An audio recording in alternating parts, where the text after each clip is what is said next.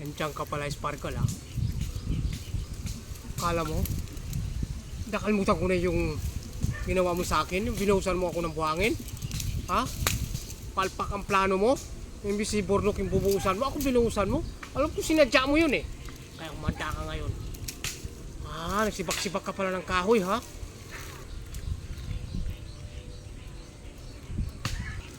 Kumanda ka ngayon. Talagang maliligo ka ngayon. Hindi ka kasi marunong maligo eh. Ha? Hindi ka marunong maligo. Kaya ngayon maliligo kita.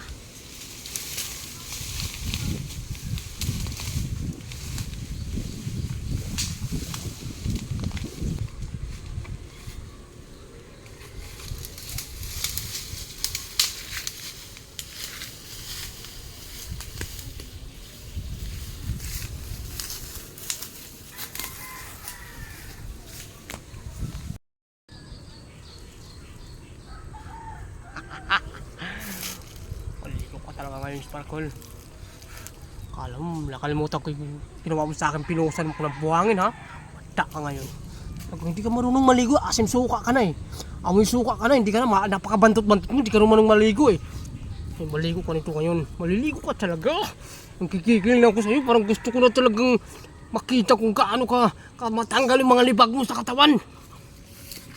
Saan kayo makakuha dito ng ligaw ng palwa?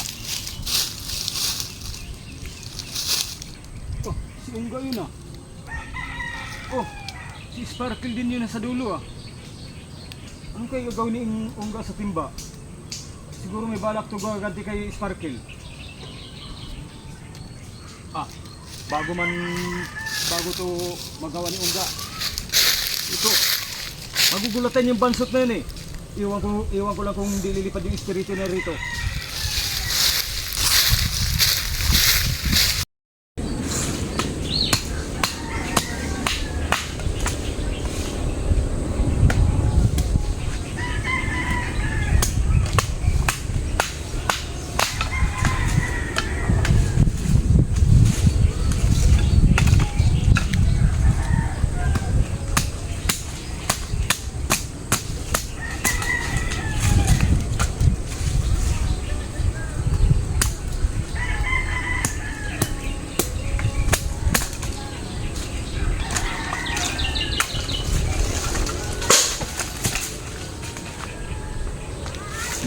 Pabihira ka naman, Bornok, ha?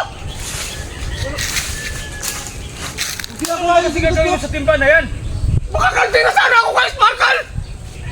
Umipal ka pa! Anong gaganti?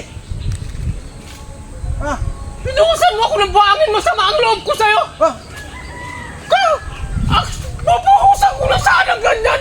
Kunti na lang sana! Pabihira ka! Kunti na!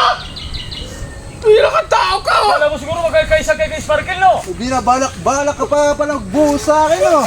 Kunti na sana! Wala kang salbahe ka talaga, Bornok! Talaga ayaw mo magatin yung Sparkle talaga! Paano kung napuso ni si Sparkle, di magagamit yung kahoy niya kasi mabasa? Wala ka talaga! Wrong timing ka! Kailan ka